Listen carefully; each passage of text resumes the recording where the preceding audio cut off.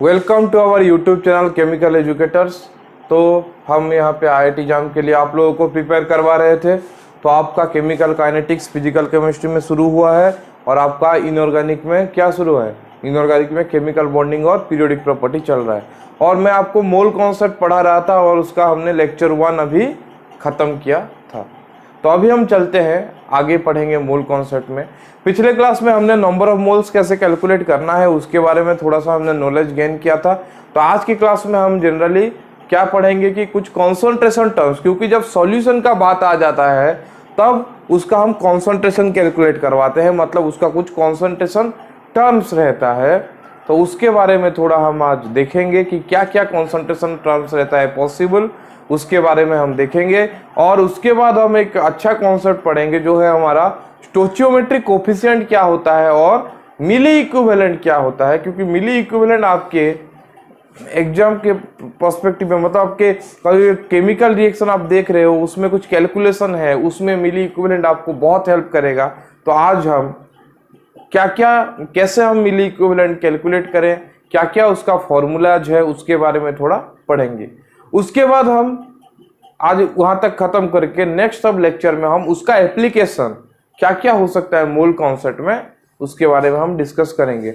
हम इसके बारे में क्यों पढ़ रहे हैं, क्योंकि आपके एग्जाम में ये डायरेक्टली नहीं आता क्वेश्चंस, बट बहुत सारे टॉपिक्स हैं जिसमें इसका एप्लीकेशन अच्छे तरह से आता है। इसीलिए अच्छे तरह से इस चैप्टर को आप लोग पढ़िए, जो कि आपका बेसिक स्ट्रॉन्ग करेगा। और फ्यूचर में बाकी सब टॉपिक में मैं और डिटेल में नहीं कहूंगा, सिर्फ नॉर्मली कहता जाऊंगा, पर आप अंडरस्टैंड कर लेना, ठीक है। तो चलिए शुरू करते हैं हम कॉन्सेंट्रेशन टर्म्स के बारे में पढ़ना।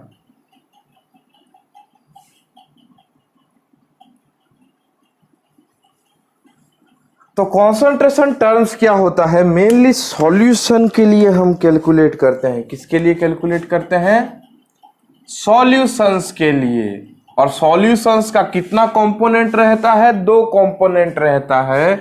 एक होता है सॉल्यूट, दूसरा होता है क्या? सॉल्वेंट। जिसका अमाउंट कम होगा उसको हम बोलते हैं सॉल्यूट, और जिसका अमाउंट ज्यादा होगा उसको हम बोलते हैं सॉल्वेंट। तो कॉन्सेंट्रेशन टर्म से हमारा पहला टर्म आता है परसेंटेज कंपोजिशन बोल के, एक क्या? परसेंटेज कंपोजिशन बोल के।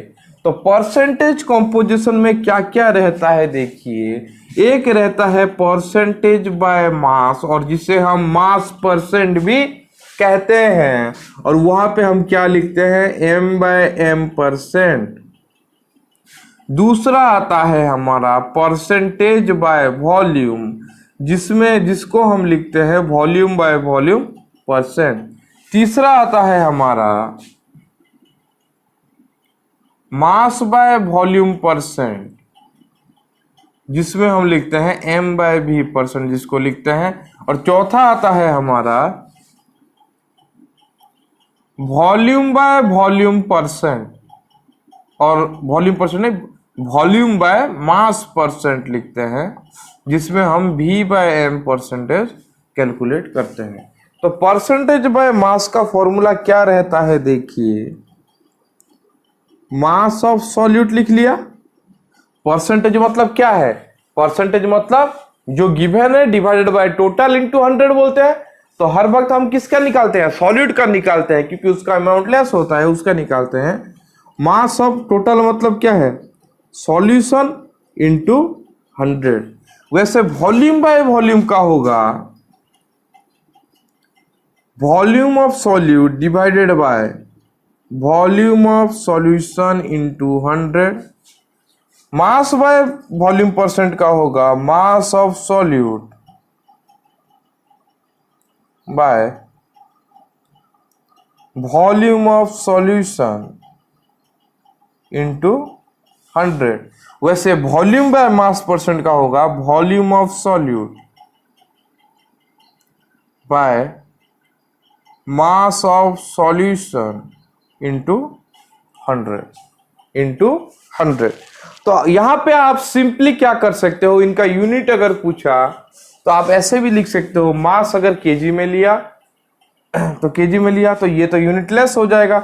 यहाँ पे आप वॉल्यूम को क्या ले सकते हो, वॉल्यूम को आप लीटर में भी ले सकते हो, एमएल में भी ले सकते हो। यहाँ पे भी आप इसको केजी पर लीटर कर सकते हो, ग्राम पर लीटर भी कर सकते हो, ग्राम पर एमएल भी कर सकते हो। आपका जो मन हुआ आप वैसा इनका यूनिट ले सकते हो। ये होता है परसेंटेज कंपोजिशन।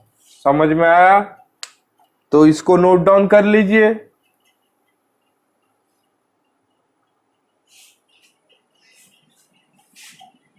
ठीक है, उसके बाद हम दूसरे वाले में चलते हैं, जो होता है हमारा क्या, मोल फ्रैक्शन। दूसरे वाले को हम क्या बोलते हैं, मोल फ्रैक्शन। मतलब फ्रैक्शन रहेगा। फ्रैक्शन मतलब क्या होता है, गिवन बाय टोटल। तो अगर हमारा सॉल्यूट रहा n1 नंबर ऑफ मोल्स और सॉल्वेंट रहा n2 नंबर ऑफ मोल्स, तो मोल फ्रैक्शन ऑफ सॉल्यूट को लिख देंगे हम अगर x सॉल्यूट, तो वो हो जाएगा n1 bye n1 plus n2। वैसे ही सॉल्वेंट का अगर लिख दें तो ये हो जाएगा n2 divided by n1 plus n2।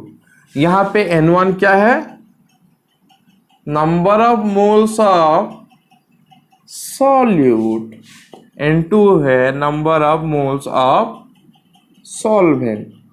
तो यहाँ पे number of moles divided by number of moles ही रह रहा है ना, इसलिए ये होता है क्या, यूनिट लेस होता है। मोल फ्रैक्शन होता है यूनिट लेस। ठीक है, इसको भी आप नोट डाउन कर लीजिए। मोल फ्रैक्शन आया सेकंड कॉन्सेंट्रेशन टर्म।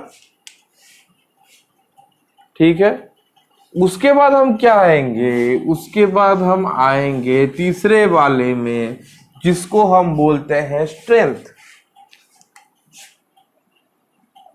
क्या बोलते हैं, स्ट्रेंथ।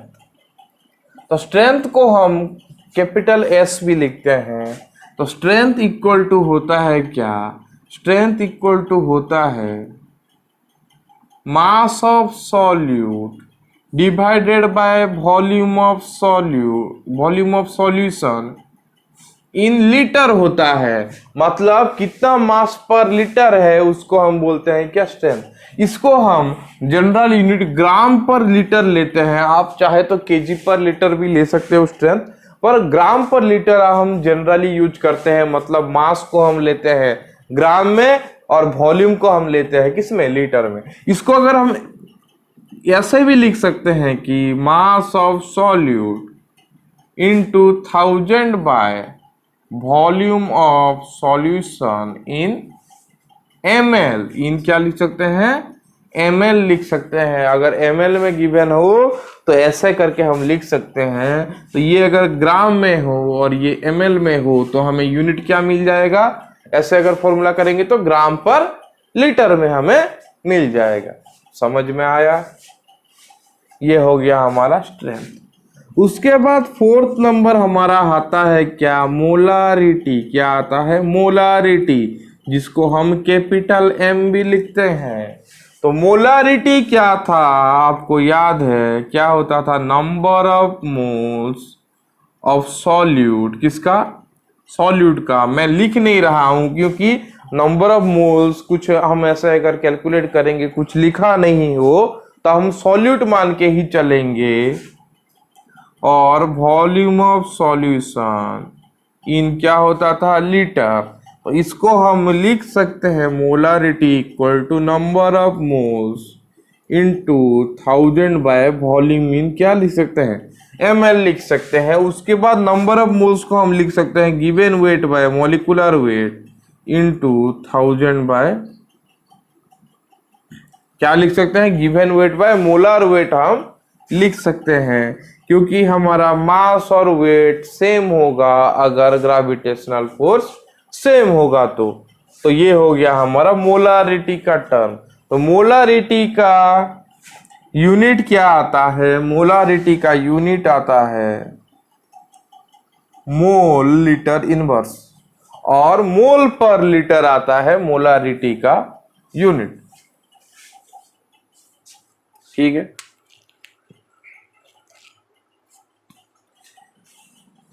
समझ में आया?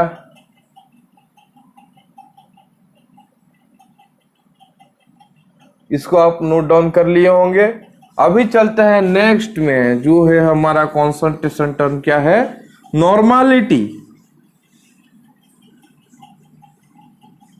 5 नंबर में क्या आएगा? नॉर्मालिटी। तो नॉर्मालिटी को हम कैपिटल N भी लिखते हैं, और नॉर्मालिटी होता है ग्राम इक्विवेलेंट, और बोलते हैं इसको नंबर ऑफ ग्राम इक्विवेलेंट। किसका? सॉल्यूट का ही होता है, divided by volume of solution in litre होता है। हाँ या ना? तो इसको हम ऐसे भी लिख सकते हैं, number of gram equivalent into 1000 by volume in ml। तो नंबर ऑफ ग्राम इक्विवेलेंट क्या होता है? Given weight by equivalent weight into 1000 by volume in ml। Equivalent weight क्या होता है, कैसे कैलकुलेट करते हैं, ये हम बाद में अच्छे तरह से डिस्कस करेंगे।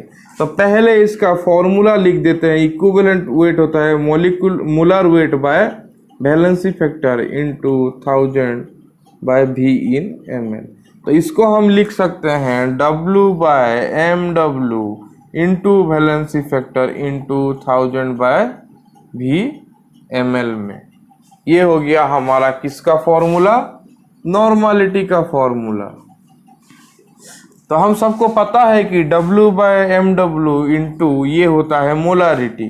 तो मैं क्या लिख सकता हूँ कि normality equal to molarity into valency factor.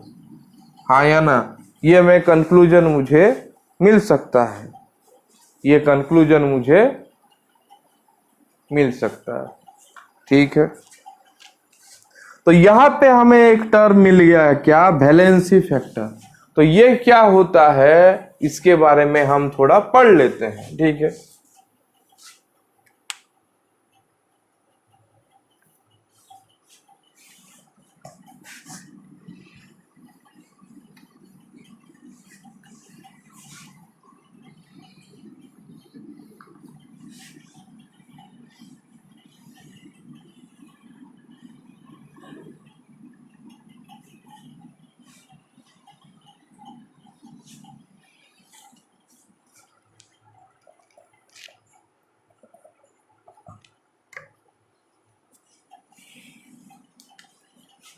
ठीक है।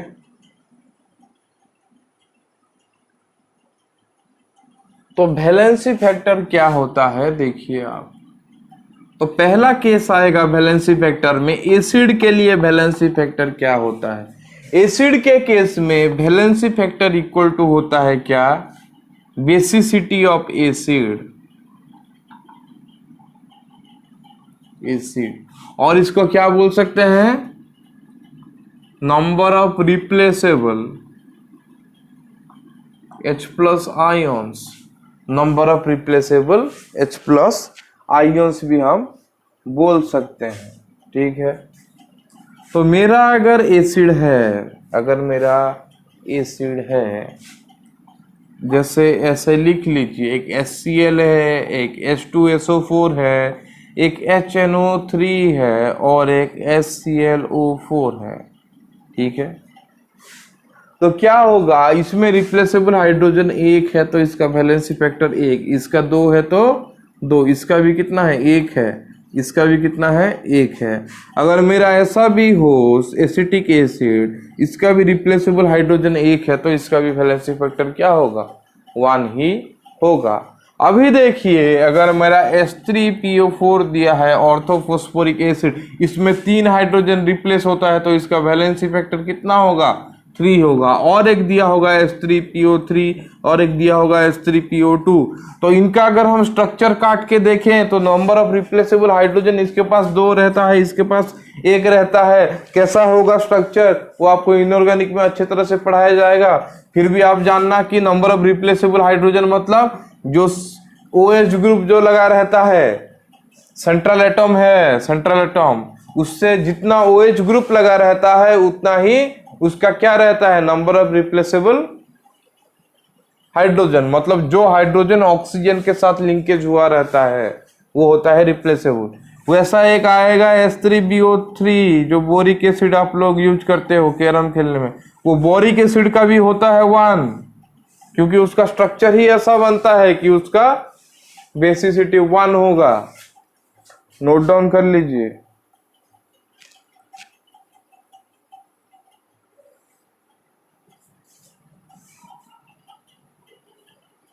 ठीक है, तो ये एसिड के लिए हमें वैलेंसी फैक्टर का इंफॉर्मेशन मिल गया। उसके बाद हम चलते हैं किसके पास, बेस के पास, कि अगर बेस होगा तो उसका कैसे हम वैलेंसी फैक्टर निकालेंगे।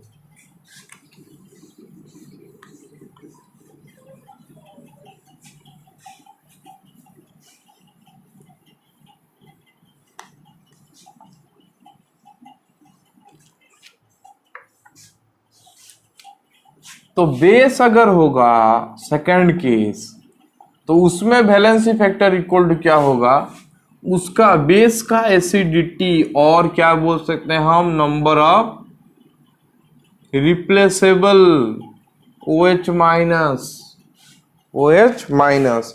मतलब अगर मेरा बेस है एक AlOH3 और एक है KOH और एक है CaOH2, तो इसका कितना OH रिप्लेसेबल है, 3। इसका बेस एसिडिटी 3 है, इसका 1 है, इसका 2 है। तो ये होंगे उनके वैलेंसी फैक्टर्स, वैलेंसी फैक्टर्स। उसके बाद हम तीसरा केस आएगा हमारा सॉल्ट का। तो सॉल्ट के केस में वैलेंसी फैक्टर क्या होता है, लिखिए। सॉल्ट के केस में वैलेंसी फैक्टर होता है टोटल कैटायनिक चार्ज हो सकता है, और हम बोल सकते हैं टोटल एनायनिक चार्ज भी बोल सकते हैं। मतलब टोटल कैटायनिक चार्ज और टोटल एनायनिक चार्ज क्या होगा, हमारा वैलेंसी फैक्टर होगा। ठीक है, तो वैलेंसी फैक्टर देखिए कैसे होगा। अगर मेरा एक सॉल्ट है NaCl, तो वो टूट के क्या देगा, Na++Cl-।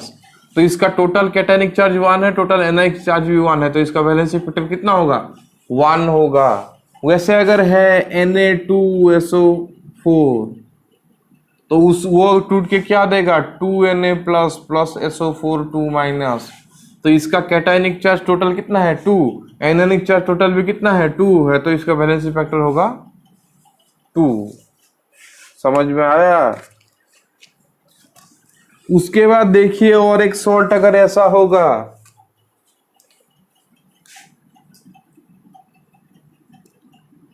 Al2SO4 तो उसके लिए क्या लिखेंगे, ये 2Al3+ देगा पर प्लस 3SO4 2- देगा।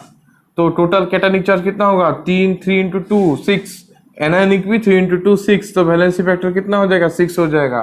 तो एक शॉर्टकट तरीका भी आप याद रख सकते हो, ये कितना है 1 है, ये कितना है 1 है, इन दोनों को मल्टीप्लाई कर दिया तो क्या हो गया 1, मतलब इसका वैलेंसी फैक्टर 1। इस केस में इसका 2 है, इसका कितना है 1 है, SO4 का क्या है 1 है, तो इनका क्या हो गया 2 हो गया, तो इनका वैलेंसी फैक्टर भी 2 हो गया। इस केस में देखिए Al का 2 है, SO4 का क्या है 3 है, तो इन दोनों को मल्टीप्लाई कर दिया तो क्या आ जाएगा 6 आ जाएगा, तो इनका वैलेंसी फैक्टर भी आ जाएगा 6। ठीक है, अच्छे से समझ लीजिए।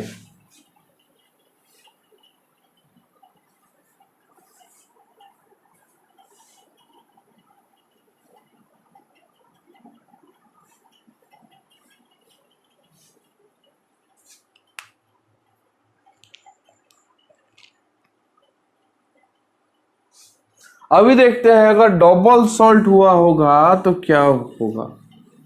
तो डबल सॉल्ट क्या होता है, एग्जाम्पल है पोटास आलम, K2SO4.Al2 SO4 3.24H2O, ये होता है पोटास आलम। तो डबल सॉल्ट होता है तो वैलेंसी फैक्टर कैसे कैलकुलेट करेंगे, दो सॉल्ट का पहले सेपरेटली वैलेंसी फैक्टर कैलकुलेट करेंगे। तो इसका वैलेंसी फैक्टर इक्वल टू क्या होगा, 2 × 1 कितना होगा इसका 2, इसका वैलेंसी फैक्टर कितना होगा 2 × 3 कितना होगा 6 होगा। तो टोटल डबल सॉल्ट का वैलेंसी फैक्टर होगा 2 + 6 = 8। तो दोनों का हम इंडिविजुअली निकालेंगे, उसके बाद दोनों को ऐड कर देंगे। ये तो नहीं है, इसका तो वैलेंसी फैक्टर कुछ है ही नहीं। और जिसका देखिए तो समझ में आया, इसका आ गया क्या, 8 आ गया वैलेंसी फैक्टर। 8 आ गया क्या, वैलेंसी फैक्टर। समझ में आया।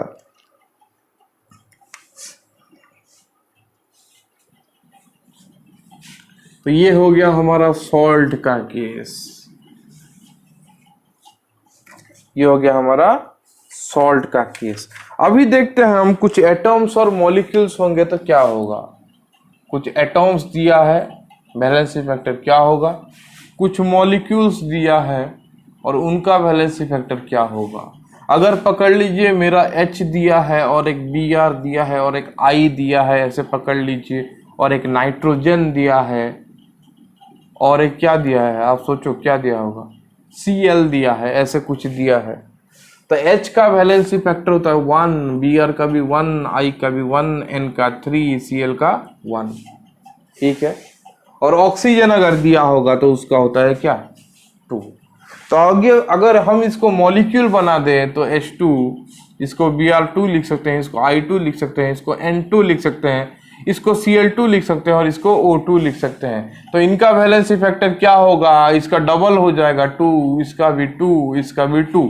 अभी नाइट्रोजन का 3 है तो 6 होना चाहिए, पर वैलेंसी फैक्टर 6 नहीं होता, क्योंकि वैलेंसी फैक्टर होता है मेनली क्या, एटम कितना दूसरा एटम के साथ कंबाइन करेगा, कितना नंबर ऑफ। तो 6 के साथ कंबाइन करने में प्रॉब्लम आएगा, तो उसका वैलेंसी फैक्टर क्या, 3 था, 3 ही रह जाएगा। और Cl2 का हो जाएगा 2, O2 का हो जाएगा क्या, 4, O2 का हो जाएगा 4। समझ में आया। उसके बाद 2 मॉलिक्यूल हम देखेंगे, एक है अमोनिया गैस और एक है अमोनिया एक्वस। तो एमोनिया गैस का रहता है 3 और एक्वस का रहता है 1। ये अच्छे से आप लोग जान लीजिए, क्योंकि इसका एप्लीकेशन बहुत जगह पे होता है। अगर कोई मॉलिक्यूल दे दिया नॉर्मली, जैसे वाटर दे दिया या कुछ ऐसे मॉलिक्यूल दे दिया है जिसमें क्या हुआ होगा, जिसमें अच्छे तरह से कंपाउंड फॉर्मेशन हो गया होगा, तो उसमें आप उसका वैलेंसी फैक्टर 1 भी ले सकते हो। उसका वैलेंसी फैक्टर क्या ले सकते हो आप, 1 अच्छे तरह आप ले सकते हो। ठीक है।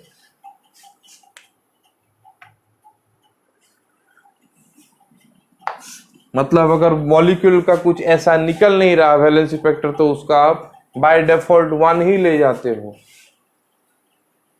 तो ये हो गया कुछ एटम्स और मॉलिक्यूल्स का वैलेंसी फैक्टर।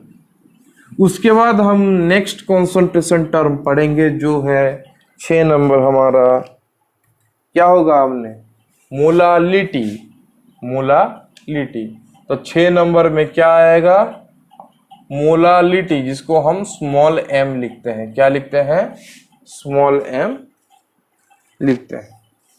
तो मोलालिटी क्या होता है, स्मॉल m इक्वल टू होता है कि नंबर ऑफ मोल्स किसका, सॉल्यूट का, पर केजी ऑफ सॉल्यूशन, मतलब मास ऑफ सॉल्यूशन, इन क्या लिख सकते हैं, केजी। हाँ या ना। तो इक्वल टू हम क्या लिख सकते हैं, number of moles into 1000 by mass of solvent. Solution तो नहीं, मास ऑफ सॉल्वेंट होता है ये, मास ऑफ सॉल्वेंट इन ग्राम होता है, मास ऑफ सॉल्वेंट इन ग्राम होता है मोलालिटी का यूनिट। तो मोलालिटी का यूनिट क्या होता है, मोल केजी इनवर्स। मोलालिटी का यूनिट होता है मोल केजी इनवर्स। ठीक है। तो नंबर ऑफ मोल्स को हम ऐसे भी लिख सकते हैं, W by molar weight in 2000 by, इसको हम M सॉल्वेंट, किसमें होगा ये, ग्राम में रहेगा। तो ये हो जाएगा मेरा मोलालिटी का फॉर्मूला। इसको आप नोट डाउन कर लीजिए, मोलालिटी का फॉर्मूला।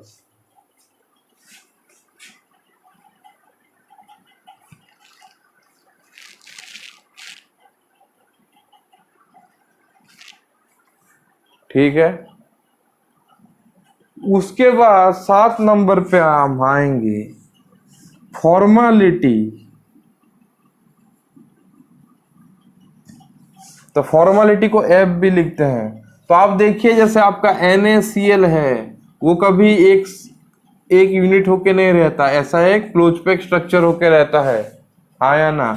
तो उसमें क्या रहता है, एक Na के चारों तरफ 6 Cl और एक Cl के चारों तरफ 6 Na।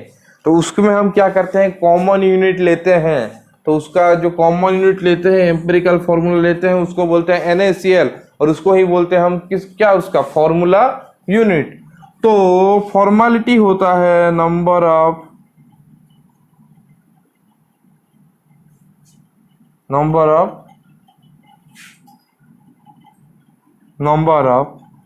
फॉर्मूला यूनिट, और हम इसको लिख सकते हैं क्या, गिवन मास बाय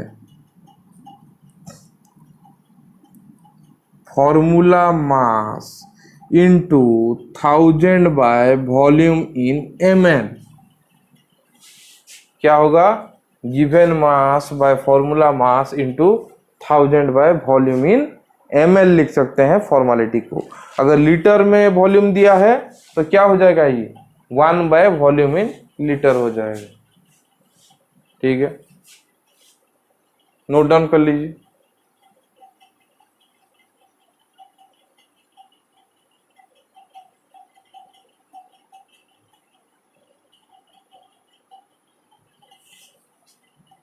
ये हो गया हमारा फॉर्मेलिटी का फॉर्मूला। उसके बाद हम आएंगे 8 नंबर पे,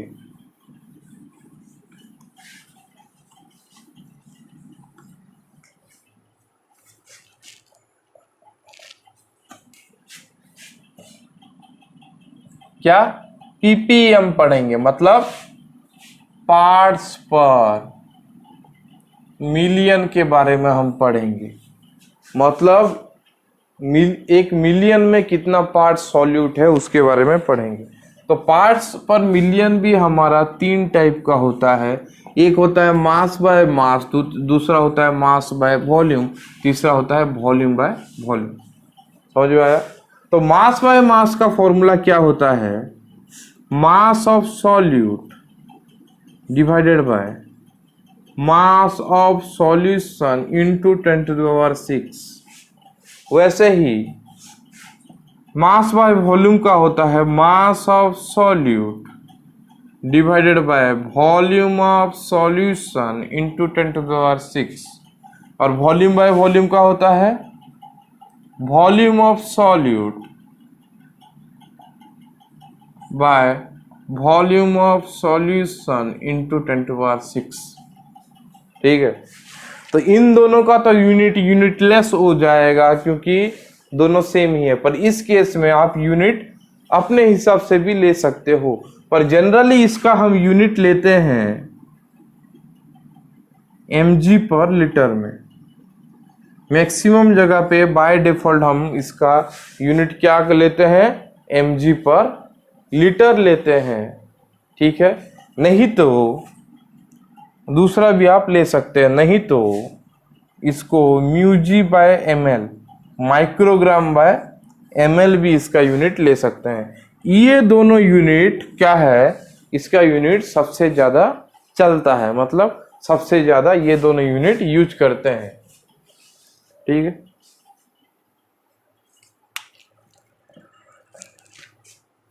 तो ये हो गया मेरा कॉन्सेंट्रेशन के टर्म के बारे में इंफॉर्मेशन।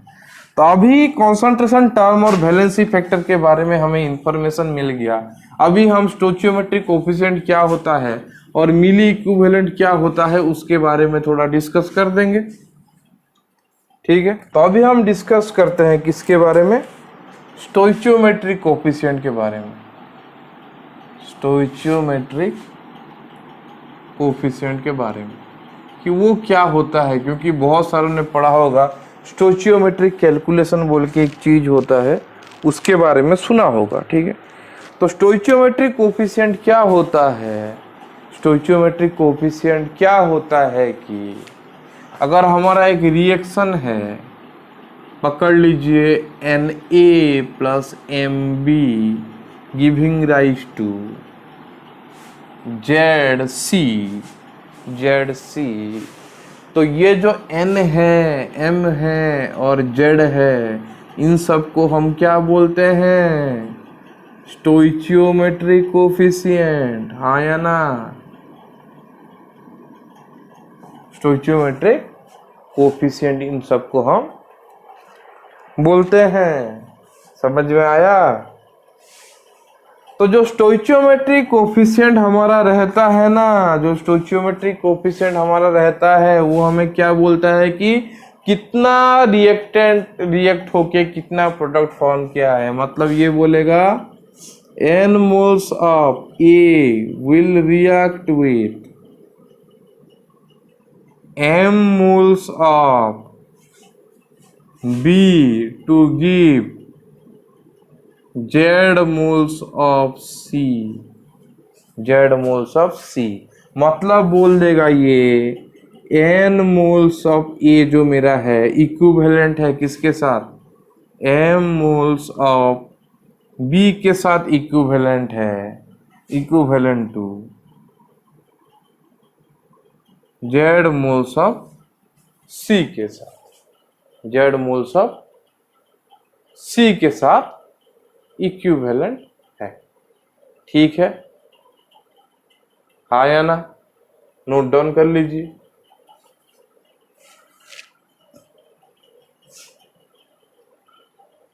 ठीक है, तो अगर हमने n मोल्स ऑफ A के साथ m मोल्स ऑफ B को रिएक्ट करवाया है तो ही हमारा Z मोल्स ऑफ C मिल रहा है, तो हम इसको क्या बोल सकते हैं कि स्टोइचियोमेट्रिक कोफिशिएंट का रिलेशन। और यही होता है स्टोइचियोमेट्रिक कैलकुलेशन, क्योंकि अगर हमें नंबर ऑफ मोल्स पता चल गया तो हम वहां से बहुत सारे चीज निकाल सकते हैं जो आपको मैंने प्रीवियस क्लास में बताया था।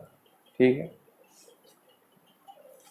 तो अगर n मोल्स और इसका m मोल्स रिएक्ट करेंगे तो ही हम बोलेंगे कि रिएक्शन में कोई भी एक्सेस नहीं है।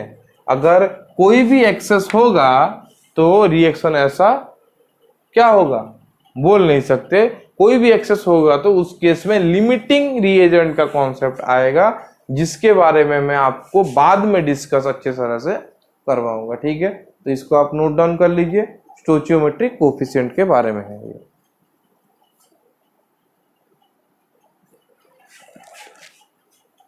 ठीक है,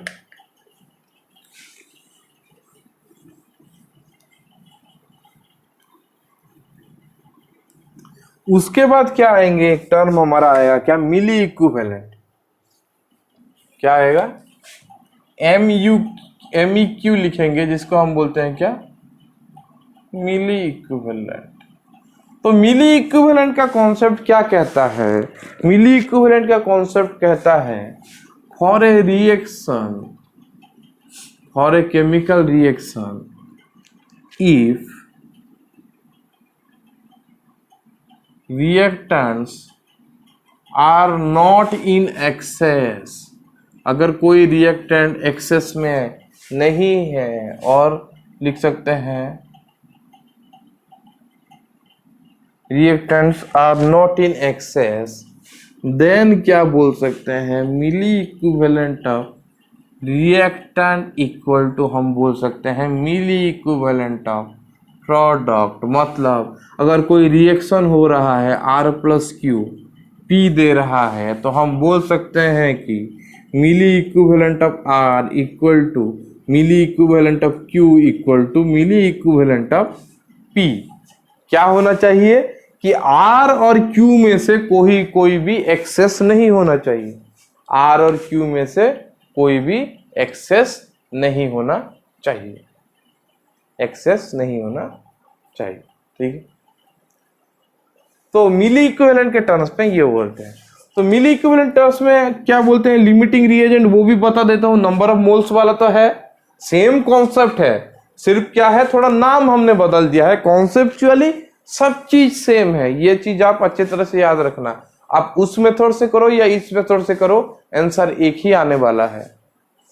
तो ये वाला आप मेनली जब सॉल्यूशन रहेगा, जब क्या रहेगा, जब सॉल्यूशन स्टेट में आपका रिएक्शन रहेगा, तब मेनली मिली इक्विवेलेंट को आप लोग यूज करना। अगर गैसियस रिएक्शन है, मतलब सिर्फ गैस मिलके रिएक्शन दे रहे हैं और प्रोडक्ट भी गैस है, रिएक्टेंट भी गैस है, तो आप मोल्स का यूज करना, तो आपके लिए कैलकुलेशन थोड़ा इजी हो जाएगा। समझ में आया? आप जैसे भी कर सकते हो, कभी गलत कोई स्टेप नहीं होगा। ठीक है,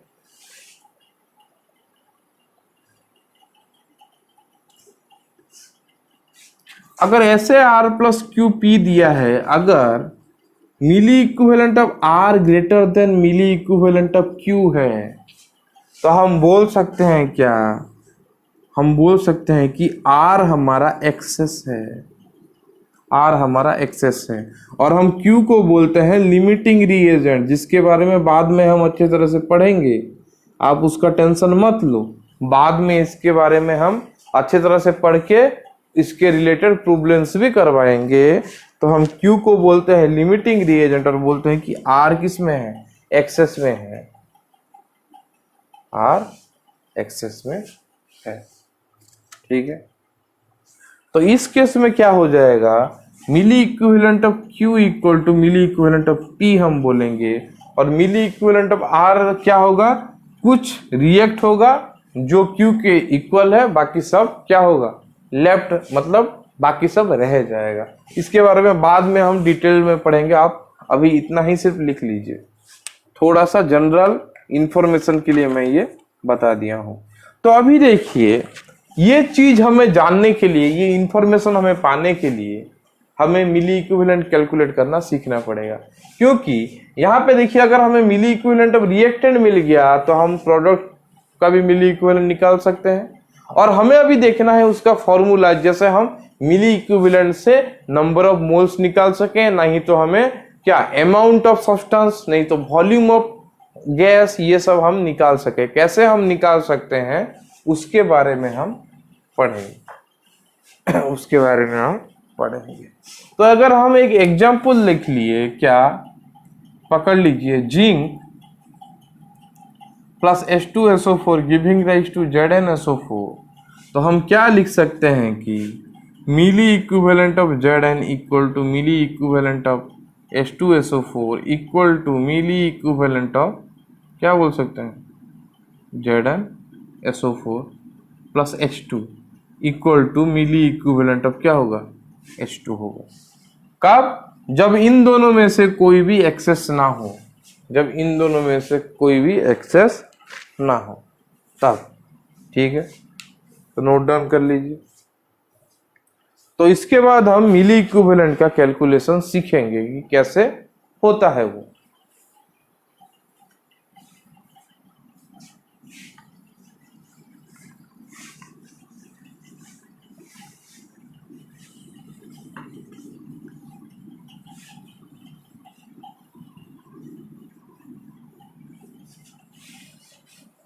तो नेक्स्ट हम क्या लिखेंगे, पढ़ेंगे कैलकुलेशन ऑफ मिली इक्विवेलेंट।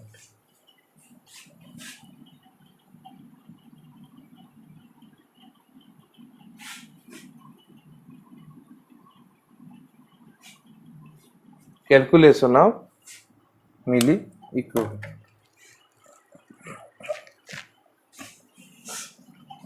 तो पहला केस आएगा, ग्राम इक्विवेलेंट अगर गिवन है, अगर ग्राम इक्विवेलेंट गिवन है तो हमें पता है, लिख लीजिए, मिली इक्विवेलेंट इक्वल टू होता है नंबर ऑफ ग्राम इक्विवेलेंट, और हम इसको ग्राम इक्विवेलेंट भी लिख सकते हैं इनटू 1000।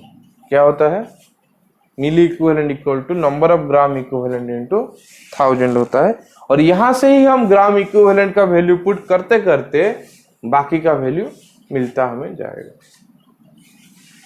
ठीक है, तो इक्वल टू हम क्या लिख सकते हैं, W/MW into valency factor into 1000, हाँ या ना, क्योंकि ग्राम इक्विवेलेंट मतलब क्या होता है, W/EW into valency factor, sorry into 1000, हाँ या ना। तो EW क्या होता है, MW मतलब molar mass by valency factor होता है। तो इक्वल टू हम क्या लिख सकते हैं, इसको नंबर ऑफ मोल्स लिख सकते हैं या नहीं, इंटू वैलेंसी फैक्टर इंटू 1000 लिख सकते हैं। तो इसीलिए अगर नंबर ऑफ मोल्स गिवन है तो हम मिली इक्विवेलेंट को लिख सकते हैं कि number of moles into valency factor into 1000। तो अभी आप देखिए ये नंबर ऑफ मोल्स अगर हमें मिल गया है तो हम उससे मिली इक्विवेलेंट आराम से कैलकुलेट कर सकते हैं। इसलिए हमें कुछ भी दिया है हम ट्राई करेंगे उसको नंबर ऑफ मोल्स में कन्वर्ट करने के लिए। समझ में आया? उसके बाद थर्ड वाला जो है वो आएगा क्या, इसको 2 दे देते हैं, 3 आएगा। अगर वॉल्यूम ऑफ गैस गिवन है एट क्या है एसटीपी में, तो क्या होगा, milliequivalent equal to number of moles का फॉर्मूला क्या होता है, given volume by molar volume at क्या STP into valency factor into 1000। आया ना? तो गिवन वॉल्यूम को क्या लिख देंगे, गिवन वॉल्यूम लिख दिया हमने। मोलर वॉल्यूम क्या होता था, लीटर में होता था 22.4 लीटर। जब गिवन वॉल्यूम लीटर में हो तो ये भी लीटर में होगा इंटू वैलेंसी फैक्टर इंटू 1000। आया ना? तो जब ये ml में होगा क्या होगा, गिवन वॉल्यूम अगर ml है तो ये हो जाएगा 22400। आया ना? ये भी ml into valency factor into 1000।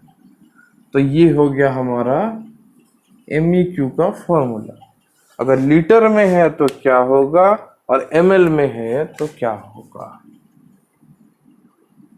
अभी आप लिख लीजिए फॉर्मूला, उसके बाद हम इसके रिलेटेड कुछ प्रॉब्लम्स भी मैं करवा दूंगा।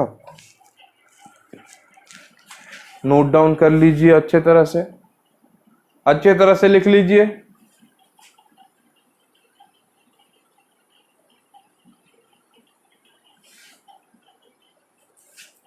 ठीक है,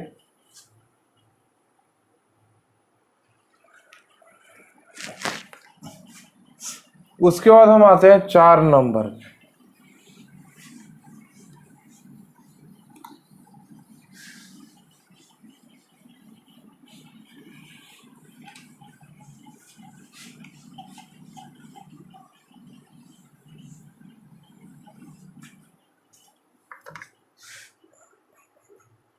तो 4 नंबर पे क्या दिया है, अगर नॉर्मलिटी एंड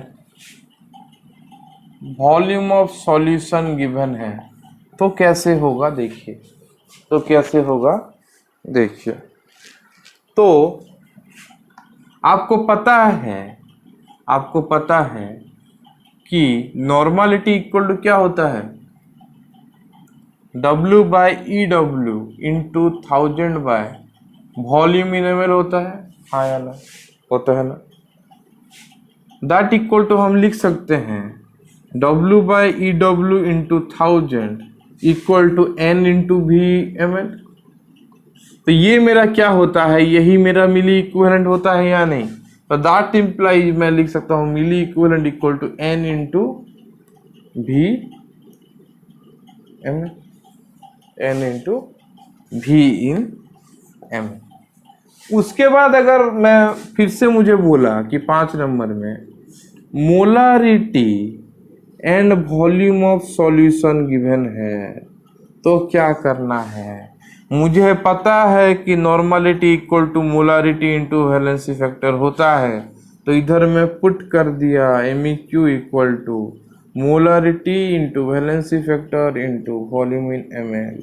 तो अगर मुझे मोलारिटी पता है और वॉल्यूम पता है तो वैलेंसी फैक्टर तो मुझे पता चल सकता है, मैं कैलकुलेट कर सकता हूँ। हाँ या ना? हाँ। तो देखिए ये जो 2 फॉर्मूलाज हैं ये बहुत इंपॉर्टेंट फॉर्मूलाज हैं, क्योंकि ये दोनों फॉर्मूला आपके टाइट्रेशन में बहुत यूज होता है और सॉल्यूशन के केस में ये फॉर्मूला सबसे इंपॉर्टेंट है। आप लोग इसको अच्छे तरह से इसीलिए याद रखिए। ठीक है,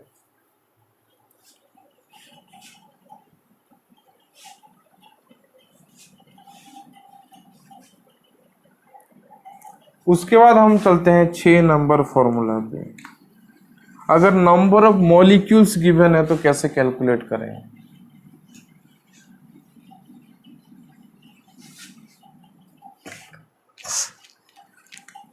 अगर नंबर ऑफ मॉलिक्यूल्स गिवन है तो कैसे कैलकुलेट करें?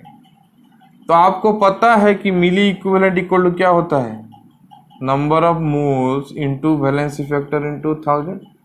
तो नंबर ऑफ मोल्स को मैं लिख सकता हूं number of molecules divided bye Avogadro number into valency factor into 1000 हो गया क्या?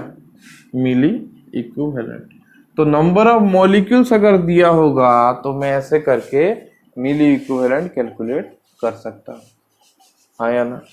उसके बाद देखिए नंबर 7 में अगर मास दिया है तो आप सबको पता है नंबर ऑफ मोल्स को मैं क्या लिख सकता हूँ? W by mw given weight by molar weight, और लिख सकता हूँ given mass by molar mass into valency factor into 1000।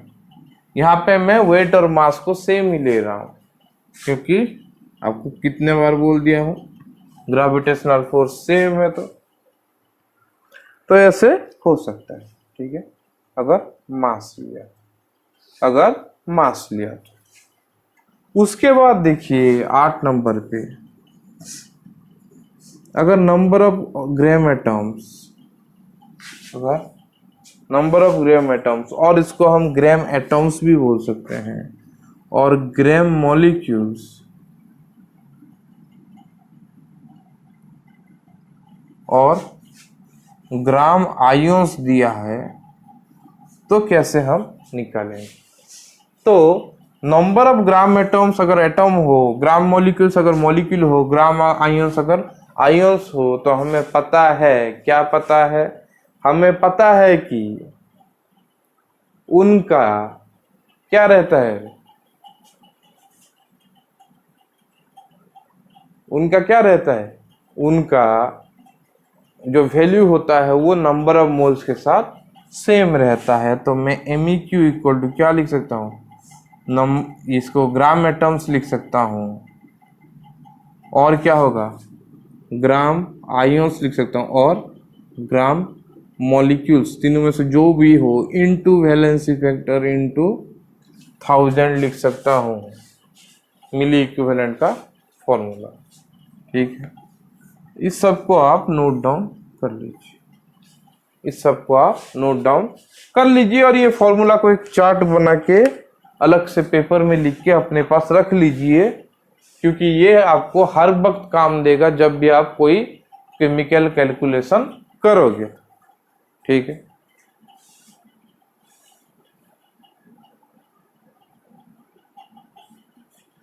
हो गया। तो अभी हम कुछ क्वेश्चन सॉल्व कर देते हैं उसके रिलेटेड।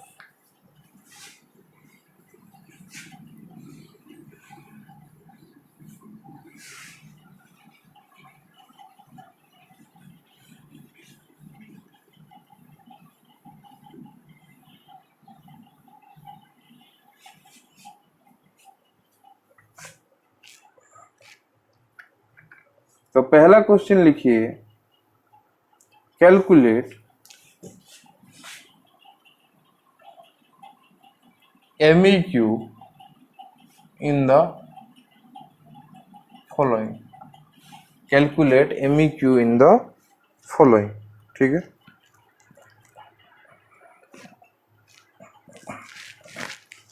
तो क्या क्या दिया है देखिए, 5 मोल्स ऑफ H2SO4 दिया है, और क्या दिया है, 2 मोल्स ऑफ ऑक्सीजन दिया है, और 4 मोल्स ऑफ O2 दिया है, ठीक है।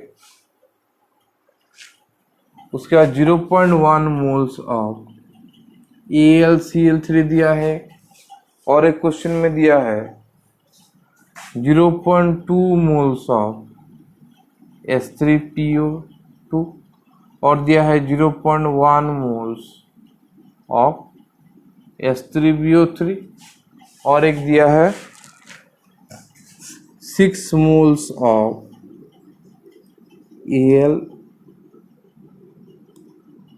OH होल 3, AlOH होल 3, और क्या दिया है, और एक लिख देते हैं कि इतना ही रहने दीजिए, और कितना लिखेंगे, ठीक है। और बोला है कि मिली इक्विवेलेंट कैलकुलेट करो। तो हमें पता है कि मिली इक्विवेलेंट इक्वल टू क्या होता है, नंबर ऑफ मोल्स अगर गिवन है तो number of moles into valency factor into क्या होता है, 1000 होता है। तो हमें नंबर ऑफ मोल्स पता चल गया है, तो इन सब का हमें क्या निकालना है, सिर्फ वैलेंसी फैक्टर।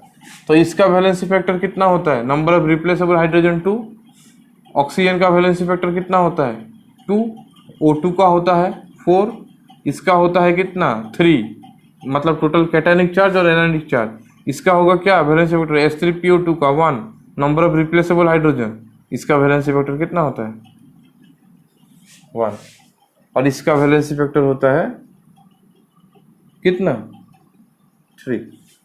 तो अभी हम कैलकुलेट करते हैं, कैसे करेंगे। पहला का MEQ equal to number of moles कितना है 5, वैलेंसी फैक्टर 2000। दूसरे का MEQ इक्वल टू 2 इंटू 1000। तीसरे का क्या होगा MEQ 4 इंटू 1000, हाँ या ना। चौथे का 0.1 इंटू 3 इंटू 1000। पांचवे का 0.2 इंटू 1 इंटू 1000। इसका होगा 0.2 है, 0.1 इंटू 1 इंटू 1000। और फाइनल वाले का होगा 6 इंटू 3 इंटू 1000। ठीक है, बहुत इजी है, नंबर ऑफ मोल्स दिया है, सिर्फ आपको वैलेंसी फैक्टर कैलकुलेट करना है और 1000 मल्टीप्लाई कर देना है, तो आपका मिली इक्विवेलेंट निकल जाएगा। ठीक है,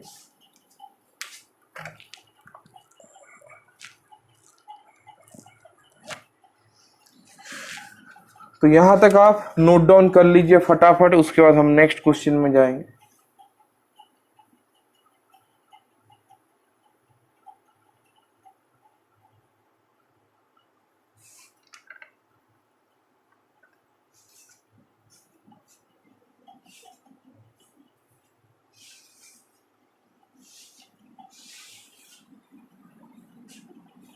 ठीक है,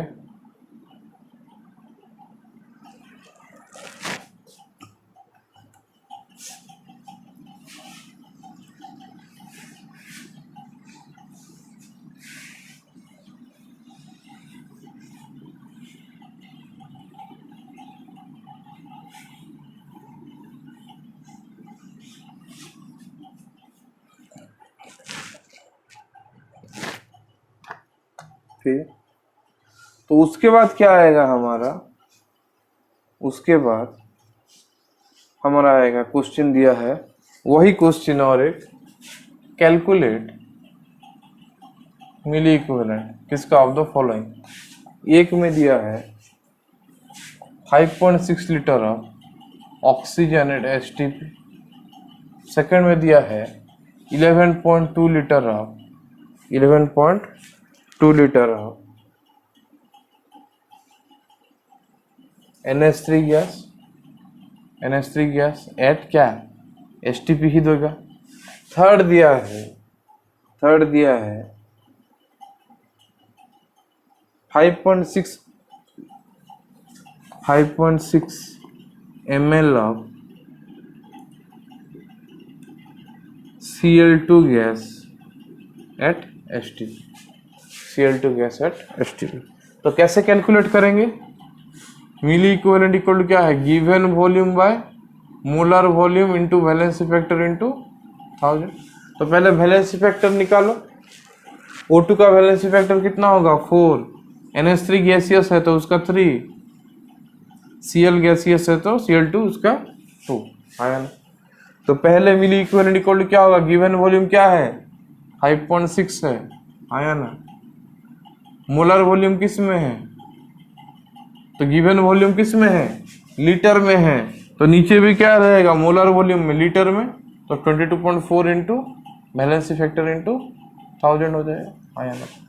ये दिया है 11.2 लीटर, तो ये हो जाएगा 11.2 बाय 22.4 इंटू वैलेंसी फैक्टर कितना था इसका 4 था, इसका 3 इंटू 1000।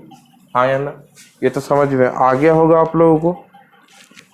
उसके बाद Cl2 है, क्या है Cl2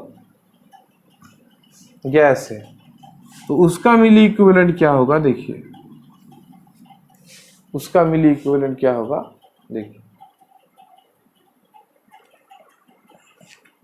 उसका मिली इक्विवेलेंट होगा, ये है 5.6 ml।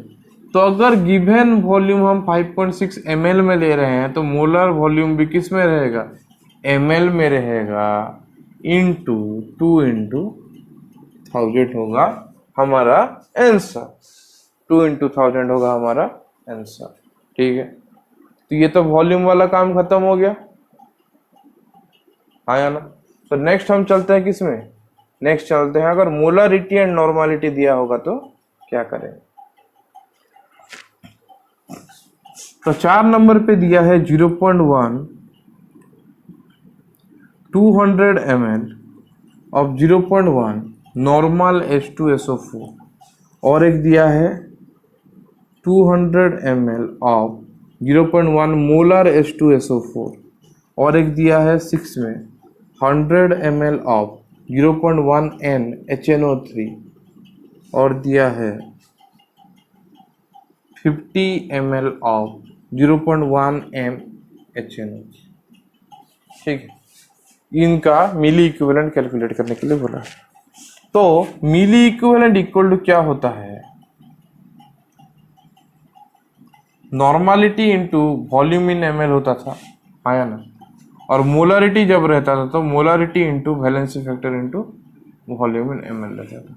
तो यहाँ पे नॉर्मलिटी है तो यहाँ पे वैलेंसी फैक्टर का जरूरत नहीं है, यहाँ पे भी जरूरत नहीं है, तो इसका मिली इक्विवेलेंट क्या हो जाएगा 0.1 इंटू 200 ml में रहना चाहिए, इसका क्या हो जाएगा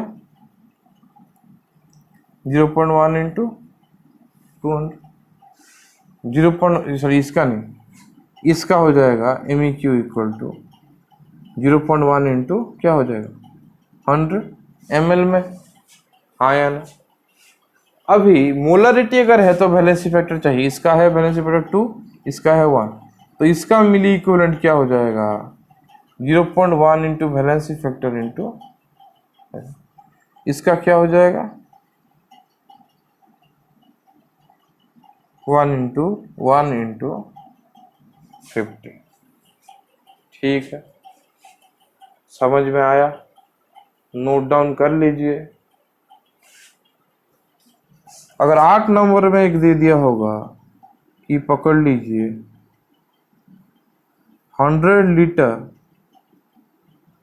ऑफ 0.1 MHNO3, इस टाइप का अगर क्वेश्चन दे दिया है कि 100 लीटर ऑफ 0.1 MHNO3, तो क्या करेंगे हम, मिली इक्विवेलेंट इक्वल टू, पहले इस वॉल्यूम को हम ml में कन्वर्ट करेंगे, तो इसको कर देंगे क्या 100 इंटू 10⁻³ ml इक्वल टू क्या होगा 10⁵ ml। हाँ या ना, तो ये हो गया मेरा 10⁵ ml हो गया। हाँ या ना, तो लीटर को ml में कन्वर्ट कर दिया, तो ये हो गया 0.1, बैलेंस फैक्टर 1 है, ये हो गया क्या 100 लीटर मतलब 10⁵ ml इंटू 10⁵ ml, ये हो गया मेरा मिली इक्विवेलेंट उसका। ठीक है, इसको आप नोट डाउन कर लीजिए।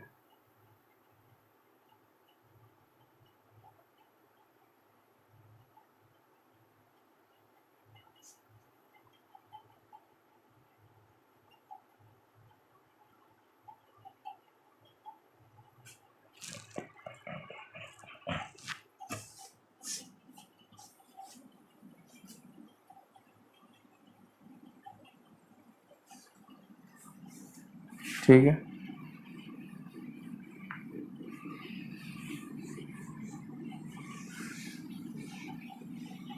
फिर से क्वेश्चन दिया है कैलकुलेट मिली इक्विवेलेंट, और क्या क्या गिवन है लिख देता हूं। गिवन है कि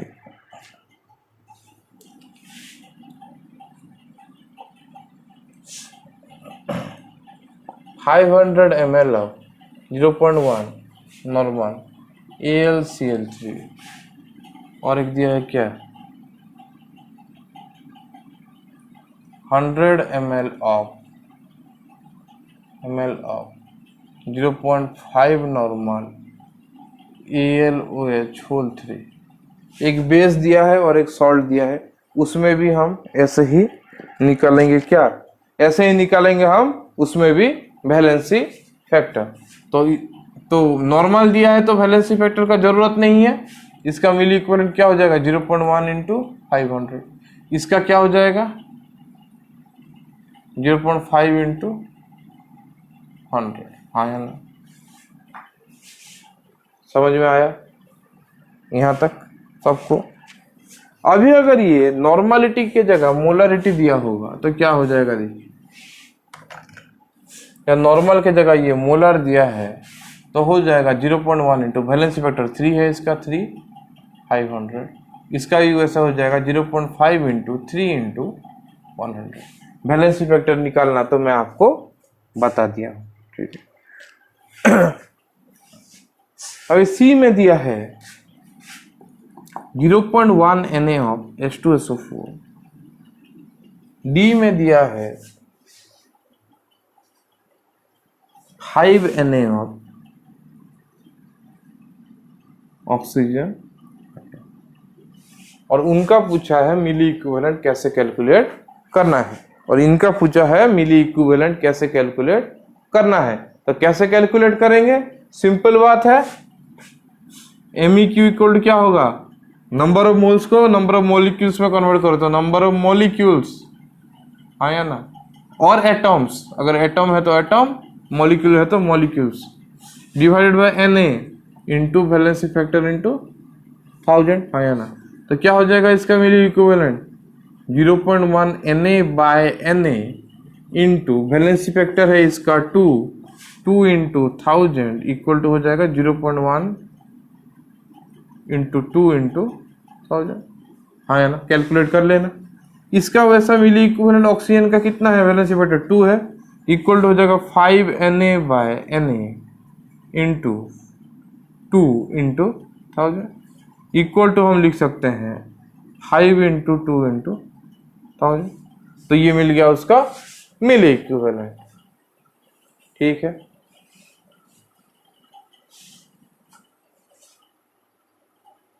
समझ में सबको आ गया होगा।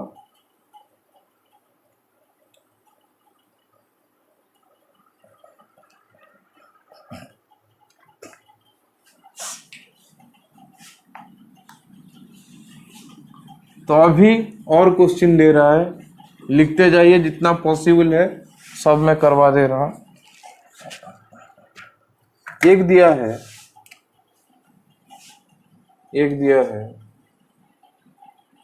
4 ग्राम ऑफ O2, दूसरा दिया है 1.7 ग्राम ऑफ NH3 एक्वस, और एक दिया है 1.7 ग्राम ऑफ NH3 गैसियस, ठीक है। और बोला है कि, और एक दिया है 2.5 ग्राम ऑफ H2SO4, और बोला है कि मिली इक्विवेलेंट कैलकुलेट करने के लिए। तो मिली इक्विवेलेंट क्या हो रहा था, given mass bye molecular weight into valency factor into 1000, हाँ या ना। तो यहाँ पे भी ऐसे पुट कर देंगे, डायरेक्ट वैल्यू पुट करेंगे। O2 का वैलेंसी फैक्टर 2 है तो ये हो जाएगा मिली इक्विवेलेंट क्या 4/32 मोलिकुलर वेट ऑक्सीजन का 2 इंटू 1000। इसका क्या हो जाएगा मिली इक्विवेलेंट, एमोनिया एक्वस है तो वैलेंसी फैक्टर कितना होता है 1 होता है, तो हो जाएगा 1.7/17 इंटू 1 इंटू 1000, हाँ या ना। गैसियस है तो उसका वैलेंसी फैक्टर 3 होता है, तो MEQ इक्वल टू हो जाएगा 1.7/17 इंटू 3 इंटू 1000। तो हर वक्त इसलिए देखना कि एमोनिया क्या दिया है, गैसियस है या एक्वस है, देखना इसीलिए जरूरी है। उसके बाद 2.5 ग्राम H2SO4 अगर दिया है तो 2.5 बाय H2SO4 का क्या होता है, H2SO4 का मोलिकुलर वेट होता है 98, इसका वैलेंसी फैक्टर है 2 इंटू 2 इंटू 1000 इंटू 2 इंटू 1000।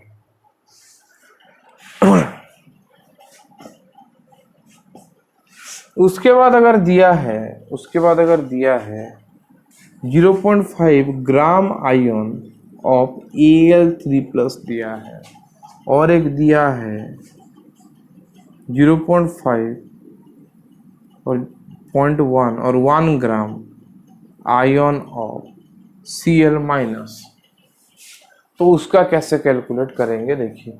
तो इनका वैलेंसी फैक्टर कैलकुलेशन मैंने बताया नहीं है।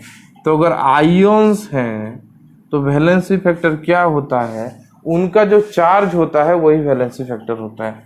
तो अगर K+ हुआ तो उसका 1 होगा, Al3+ हुआ तो क्या होगा 3 होगा, Cu2+ हुआ तो क्या होगा 2 होगा, Cl- हुआ तो क्या होगा 1 होगा, S2- हुआ तो क्या होगा 2 होगा, N3- हुआ तो क्या होगा N3- होगा 3 होगा। समझ में आया? ऐसे होगा। C4- हुआ तो जो चार्ज हुआ वो उसका वैलेंसी फैक्टर हुआ। तो इसका वैलेंसी फैक्टर होगा 3, इसका होगा क्या 1। आया ना? तो हमें पता है कि ग्राम आयन जो है नंबर ऑफ मोल्स भी वो है, मतलब नंबर ऑफ मोल्स को ही ग्राम आयन्स बोलते हैं आयन्स के केस में। तो MEQ इक्वल टू क्या हो जाएगा 0.5 इंटू 3 इंटू 1000। इस केस में वैसे ही 1 इंटू 1 इंटू 1000, 1 इंटू 1 इंटू 1000 आया ना? ये 1 ग्राम दिया है, नोट डाउन कर लीजिए। इतना तो खत्म हो गया।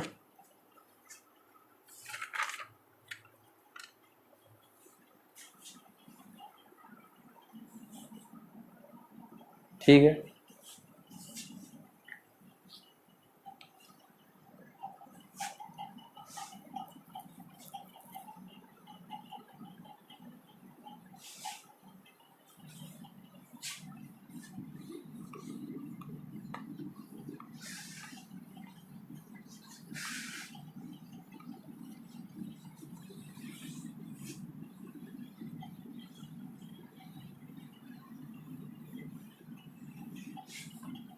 अभी और एक क्वेश्चन दिया है कि कैलकुलेट मिली इक्विवेलेंट। ठीक है, किसका? एक क्वेश्चन लिखिए,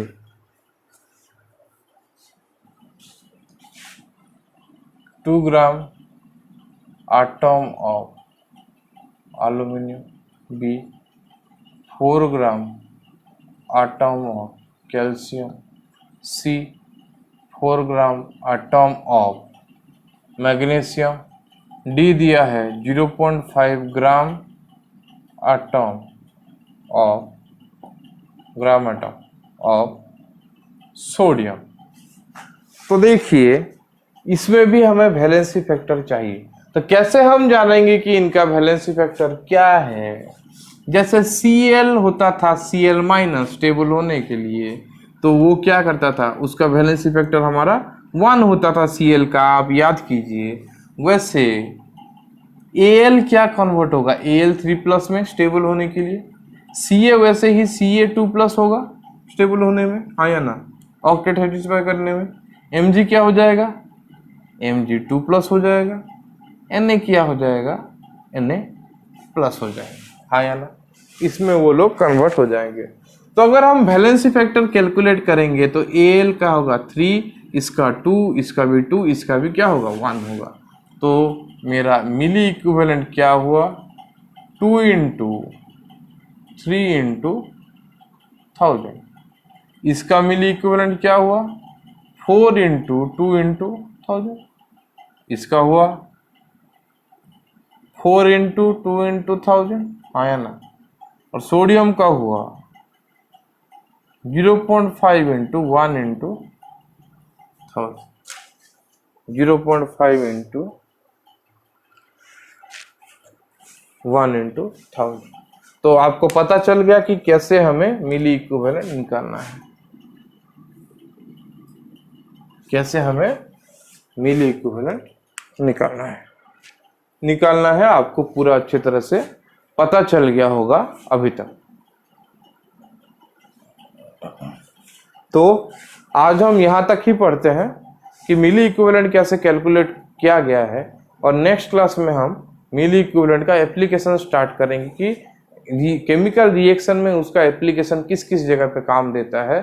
आपको याद रखना चाहिए कि मिली इक्विवेलेंट का जो एप्लीकेशंस होता है वो आपका नॉर्मल रिएक्शन का जो अमाउंट कैलकुलेशन में भी काम देता है, और आप जो टाइट्रेशन पढ़ते हैं उसमें बहुत इंपॉर्टेंट टॉपिक है मिली इक्विवेलेंट कैलकुलेशन।